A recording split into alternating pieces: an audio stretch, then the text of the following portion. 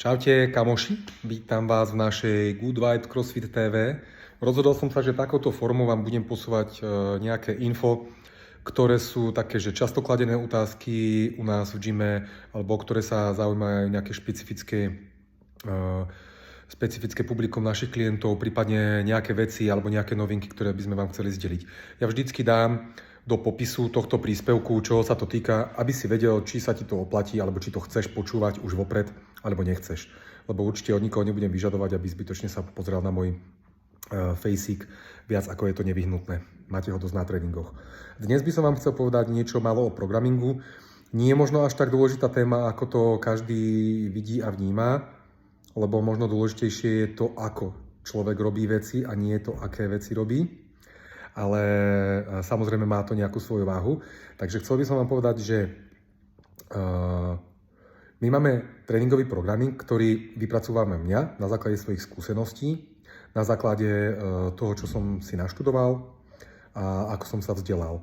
Mám samozrejme nejakú inšpiráciu, nejaké vodítko, čoho sa držím, ale naozaj snažím sa to aplikovať tak, aby to bolo úplne čo najuniverzálnejšie vzhľadom na podmienky, aké máme v telocvični, to znamená na naše vybavenie, aby to bolo čo najuniverzálnejšie pre skladbu našej klientely. Lebo máme aj pokročilých, menej pokročilých klientov, častokrát aj nováčikov a tak ďalej a tak ďalej. Samozrejme, ten programming sa snažím robiť tam takým spôsobom, aby tam boli vždycky v daný týždeň obsiahnuté všetky prvky, dajme tomu týkajúce sa typu cvičenia, hej, ťahy, tlaky, unilaterálne veci, bilaterálne cviky, nohy a tak ďalej, core, bla bla bla. Zároveň, aby tam boli rôzne typy workoutov, rôzne dĺžky workoutov a aby to bolo celé tak nejako tak akurátne vybalansované. Aby sme sa nezničili viacej, ako je to nutné, aby naozaj ten pomer investovaná energia a výsledok bol úplne čo najideálnejší. Nie je to veľmi jednoduché, môže sa stať, že niekedy niekto má voči tomu výhrady, ale v tomto prípade sa vraciam tam, kde som to začal. Nie je možno dôležité ani tak to, čo robíš, ale ako to robíš, ako sa snažíš a koľko tomu venuješ pozornosti. Takže asi toľko. Dní stále platí, že máme rozdelené rovnako. Útorok, štvrtok sa venujeme činke, pondelok, piatok je taký nejaký functional bodybuilding, to môžeme nazvať, plus metcon. Skrátka, metcon znamená metabolic conditioning. Ten máme v podstate každý deň, ale líši sa intenzitou, líši sa zameraním, líši sa objemom, líši sa cvikmi, líši sa dĺžkou. Takže tak. Ak náhodou mám klientov, ktorí chodia pondelok, útorok, streda, štvrtok, piatok, tak aby sa títo ľudia úplne nezničili. Streda je venovaná vlastnej váhe, takže je to kvázi taký pozostatok gymnastických tréningov, čo sme mávali. A je to taký vhodný deload medzi tými dvoma spierackými tréningami útorok, štvrtok. Takže v stredu deload, čo sa týka váh, samozrejme tréning náročný môže byť.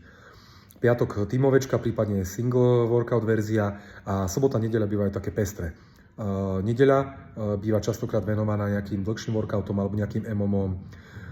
Nedeľa je tým špecifická, že jeden týždeň prídu 4 ľudia na tréning a ďalší týždeň je tam 20 ľudí. Takže ten tréning tak častokrát býva aj postavený, aby naozaj tam našiel každý to svoje a aby sme sa tam riadne vypotili.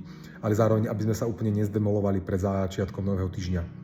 Takže asi toľko, čo sa týka toho programingu.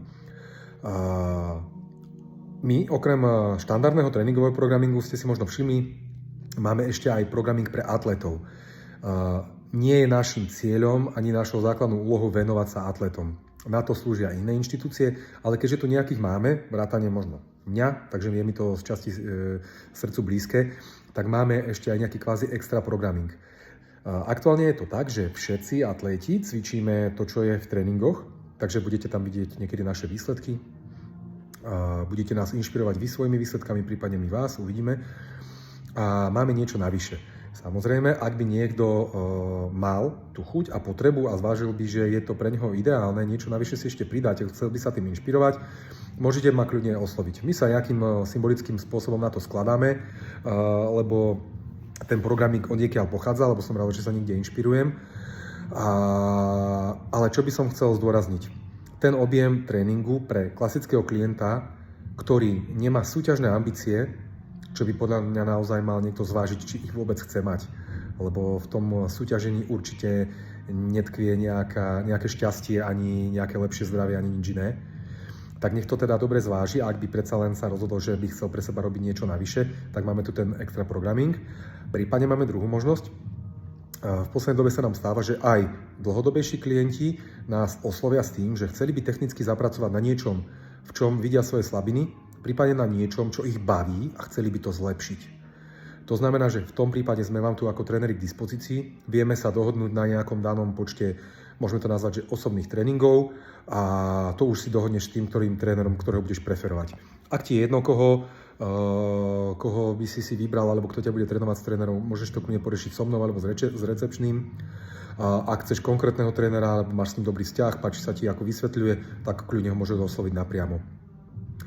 Takže asi toľko. Toto sú teda možnosti, ktoré u nás klienti majú. Budem z Good Vibes TV pokračovať a budem vám tu prinášať nejaké bližšie informácie a novinky. Blíži sa koniec roka, respektíve začiatok toho ďalšieho. Chceli by sme aplikovať nejaké zmeny, ktoré nemyslím si, že budú mať nejaký radikálny dopad pre vás, aktuálnych verných klientov a našich kamarátov, ale pár detailov by sme určite chceli zmeniť, zefektívniť, lebo aj my sa chceme posúvať, či už ako tréneri po nejakej tej technickej, teoretickej, vzdelanostnej stránke, alebo celkovo ako náš box crossfitový, proste chcem mať viacej klientov, viacej lekcií, nové časy a tak ďalej a tak ďalej. Takže ostaňte naladení, ako sa hovorí. Ja sa vám sem tam prihovorím s takýmto kratučkým videjkom. Ak máte nejaké otázky, tak ma oslovte priamo v gyme, prípadne tu do komentára mi niečo napíšte, ak vás čokoľvek zaujíma. Dobre, ďakujem za pozornosť, ak ste si ma niekto vypočuli. Namaste, vidíme sa zase za pár dní, týždňov.